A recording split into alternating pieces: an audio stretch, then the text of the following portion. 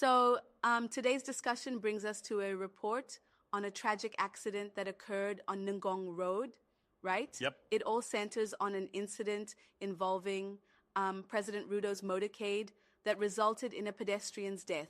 Absolutely. And it's a pretty tough situation. What caught your attention the most? Well, it's the recklessness of the convoy. Eyewitnesses reported that the motorcade just barreled through the pedestrian crossing, ignoring any need to slow down. It's like they thought they were invincible on the road. Right. And the fact that none of the vehicles stopped to help the person struck is deeply disturbing. Wasn't it said that bystanders had to resort to using jackets and cloths to cover the body while waiting for help? Yes, exactly. That delay, nearing 30 minutes for the emergency response, really underlines a lack of urgency. It does, and it raises serious questions about the behavior of state convoys overall.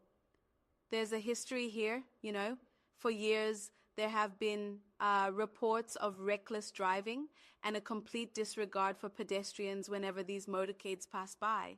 It makes you wonder if this is just a part of a bigger issue of state privilege, doesn't it? Absolutely. And it's not just about one tragic death. It points to systemic negligence. There's that matter of accountability, both legally and ethically. Under Kenyan law, for instance, any driver involved in a fatal accident is mandated to stop and provide assistance. Right. But here, the rules just weren't followed, and frankly, that's a legal red flag. Yeah, and critics argue that such behavior highlights, a broader culture of impunity among the political elite. When high-level convoys routinely ignore pedestrian safety, it's a clear sign that ordinary citizens are being sidelined for state convenience. One thing I've noticed is the specific mention of Ngong Road being a known death trap. That road has consistently been dangerous, with reports labeling it as one of Nairobi's most hazardous for pedestrians. Exactly, yeah. Despite calls for better crossings and traffic calming measures, little seems to have improved on that front. And another crucial point is the silence from State House. Even after this incident, there has been no official and that statement. Silence? It leaves the public and legal bodies hanging in uncertainty while demanding accountability. I mean, wouldn't you say that with all the evidence and the collective outrage, a more proactive response should have been expected?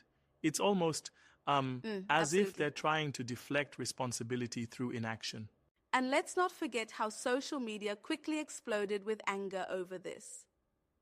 Ordinary citizens demanded answers, calling out the state's recklessness and calling for justice for the victim. It's almost like a wake-up call, right? A reminder that no one, not even state officials, should be above the law. The call for an independent investigation led by civilian oversight bodies underscores the need for transparency in such critical matters. So to sum it up, this tragic incident on Ngong Road is not just a road accident. It's a mirror reflecting systemic issues of unchecked state power and neglected public safety measures. Yeah, and it leaves us with the question of whether real, lasting change will come from this outcry.